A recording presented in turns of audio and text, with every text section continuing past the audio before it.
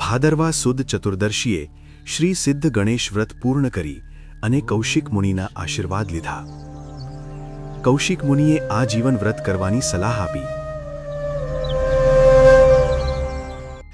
સૂરબાહુ પોતાના નગર તરફ રવાના થયો. પોતાની પત્ની સુભરદાને જોઈને ખૂબ ખુશ થયો.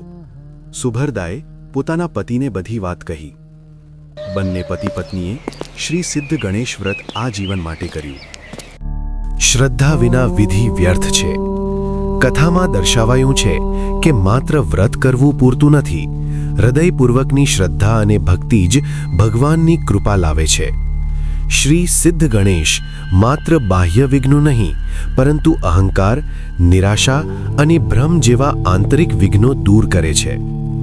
નિયમ, સંયમ અને સત્યનિષ્ઠા અંતે ભાગ્ય ફેરવે છે. જ્યારે માણસ પાસે કંઈ નથી, ત્યારે શ્રદ્ધા અને આશા તેને આગળ વધવાની ઊર્જા આપે છે.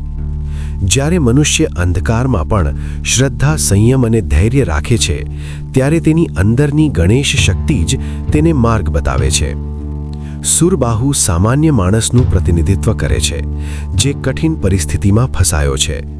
જ્યારે માણસ પાસે કંઈ ન રહે, ત્યારે તેની અંદરની ઈચ્છા શક્તિ જ તેને જીવંત રાખે છે.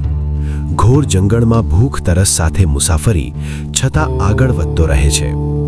જ્યારે માણસ પોતાની પરિસ્થિતિને સમજવા લાગે છે, ત્યારે બદલાવ શરૂ થાય છે.